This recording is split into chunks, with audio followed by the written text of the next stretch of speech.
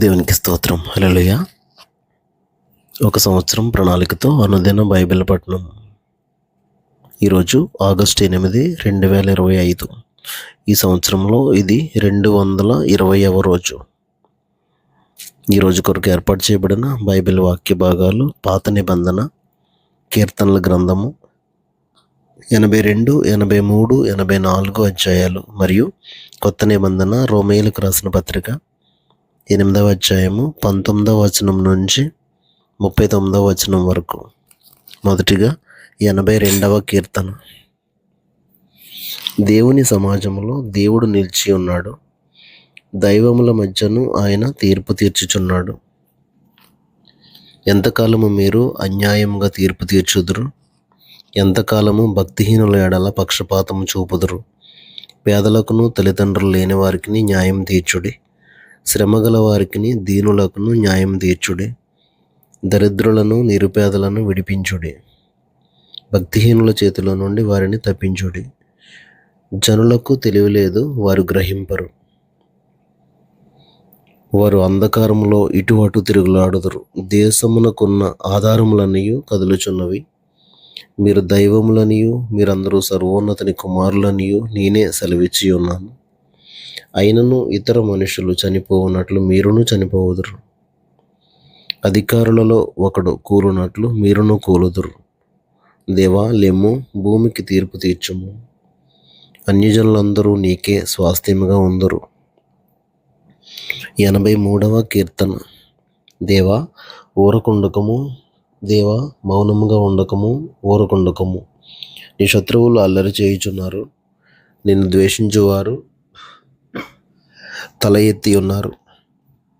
నీ ప్రజల మీద వారు కపటోపాయములు పన్నుచున్నారు, నీ మరుగుజొచ్చిన వారి మీద ఆలోచన చేయుచున్నారు. వారు ఇజ్రాయేలు పేరు ఇకను జ్ఞాపకం రాకపోవునట్లు జనముగా ఉండకుండా వారిని సంహరించుదము రండని చెప్పుకొనుచున్నారు. ఏక మనసుతో వారు ఆలోచన చేసుకుని ఉన్నారు, నీకు విరోధంగా నిబంధన చేయుచున్నారు. గుడారపు వాసులైన ఎదోమీయులను, ఇష్మాయేలీయులను, మోయాబీయులను, హగ్రీయులను, గెబలు వారును, అమ్మోనీయులను, అమాలేకీయులను, ఫిలిస్తీయులను, తూరు నివాసులను నీకు విరోధంగా నిబంధన చేసుకుని ఉన్నారు. అష్షూరు దేశస్థులు వారితో కలిసి ఉన్నారు. లోతు వంశస్థులకు వారు సహాయం చేయుచున్నారు. మిద్యానునకు నీవు చేసినట్లు కీషోను ఏటి యొద్దను నీవు సీసెరాకును యాబీనునకును చేసినట్లు వారికిని చేయుము. వారు ఏందోర్లు నశించిరి, భూమికి పెంట అయిరి. ఓరేబు, జయేబు అను వారికి నీవు చేసినట్లు వారి ప్రధానులకును చేయుము. జబహు, సల్మున్నా అను వారికి చేసినట్లు వారి సకల రాజులకును చేయుము. దేవుని నివాస స్థలములను మనము ఆక్రమించుకుందామని వారు చెప్పుకొంచున్నారు. నా దేవా, సుడి తిరుగు ధూళి వలెను, గాలి ఎదుటి ఒగడాకుల వలెను వారిని చేయము. అగ్ని అడవిని కాల్చినట్లు, కారుచిచ్చు కొండలను తగలబెట్టినట్లు నీ తుఫాను చేత వారిని తరుముము. నీ సుడిగాలి చేత వారికి భీతి పుట్టించుము. యెహోవా, వారు నీ నామమును వెదకున్నట్లు వారికి పూర్ణ అవమానము కలుగజేయము. వారు నిత్యము సిగ్గుపడి భీతి నొందుదురుగాక, వారు భ్రమసి నశించుదురుగాక. యెహోవా అను నామం ధరించిన నీవు మాత్రమే సర్వలోకంలో మహోన్నతుడు అని వారు ఎరుగుదురుగాక. 84వ కీర్తన. సైన్యములకు అధిపతి వగు యెహోవా, నీ నివాసములు ఎంత రమ్యములు. యెహోవా, మందిర ఆవరణములను చూడవలనని నా ప్రాణం ఎంతో ఆశపడుచున్నది, అది సొమ్మసిల్లుచున్నది. జీవము గల దేవుని దర్శించుటకు నా హృదయమును నా శరీరమును ఆనందముతో కేకలు వేయుచున్నవి. సైన్యములకు అధిపతి యెహోవా, నా రాజా, నా దేవా, నీ బలిపీఠం వద్ద నీ పిచ్చుకలకు నివాసం దొరికెను. పిల్లలు పెట్టుటకు వానకోవెలకు గూటి స్థలం దొరికెను. నీ మందిరమునందు నివసించువారు ధన్యులు, వారు నిత్యము నిన్ను స్తుతించుదురు. నీ వలన బలమునందు మనుషులు ధన్యులు. యాత్ర చేయు మార్గములు వారికి అతి ప్రియములు. వారు బాకా లోయలో బడి వెళ్ళుచు దానిని జలమయముగా చేయుదురు. తొలకరి వాన దానిని దీవెనలతో కప్పును. వారు నానాటికి బలాభివృద్ధి నొందుచు ప్రయాణం చేయుదురు. వారిలో ప్రతివాడును సియోనులో దేవుని సన్నిధిని కనబడును. యెహోవా సైన్యములకు అధిపతి ఒక దేవా, నా ప్రార్థన ఆలకింపుము. యాకోబు దేవా, చెవియొగ్గము. దేవా, మా కీడమా, దృష్టించుము. నీవు అభిషేకించిన వాని ముఖమును లక్షింపము. నీ ఆవరణములో ఒక దినము గడుపుట 1000 దినముల కంటే శ్రేష్టము. భక్తిహీనుల గుడారములలో నివసించుట కంటే నా దేవుని మందిర ద్వారమున వద్ద ఉండుట నాకు ఇష్టం. దేవుడైన యెహోవా సూర్యుడును కీడెమునై ఉన్నాడు. యెహోవా కృపయు ఘనతయు అనుగ్రహించును. యథార్థముగా ప్రవర్తించు వారికి ఆయన ఏ మేలును చేయక మానడు.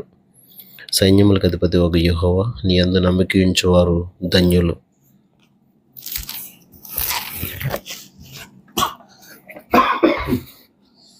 క్రొత్త నిబంధన రోమీయులకు రాసిన పత్రిక 8వ అధ్యాయము 19 నుండి 39 వరకు. దేవుని కుమారుల ప్రత్యక్షత కొరకు సృష్టి మిగుల ఆశతో దేరు చూచుచు కనిపెట్టుచున్నది. ఎలయనగా సృష్టి నాశనమునకు లోనైన దాస్యంలో నుండి విడిపింపబడి దేవుని పిల్లలు పొందబో మహిమగల స్వాతంత్ర్యం పొందుదునను నిరీక్షణ కలదై స్వేచ్ఛగా కాక దానిని లోబరిచిన వాని మూలముగా వ్యర్థపరచబడాను. సృష్టి యావత్తు ఇదివరకు ఏకగ్రీవముగా మూలుగుచు ప్రసవ వేదన పడుచున్నదని ఎరుగుదుము. అంతేకాదు ఆత్మ యొక్క ప్రథమ ఫలములను నొందిన మనము కూడా దత్తపుత్రత్వము కొరకు అనగా మన దేహం యొక్క విమోచనము కొరకు కనిపెట్టుచు మనలో మనం మూలుగుచున్నాము. ఎలా అనగా మనము నిరీక్షణ కలిగిన వారమై రక్షింపబడితిమి. నిరీక్షింపబడినది కనబడినప్పుడు నిరీక్షణతో పని ఉండదు.